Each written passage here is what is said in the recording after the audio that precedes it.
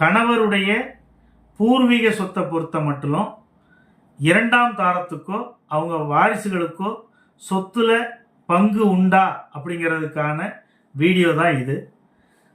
பூர்வீக சொத்தை பொறுத்தளவுக்கு கணவருடைய இரண்டாம் தாரத்துக்கோ அவங்க வாரிசுகளுக்கோ எந்த விதமான உரிமையும் கிடையாது.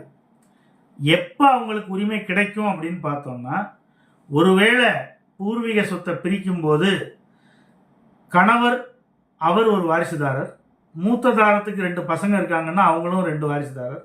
அப்போ சொத்தை 3ல் 1 பங்கு அவருடைய கணவருக்கு கிடைக்கும்.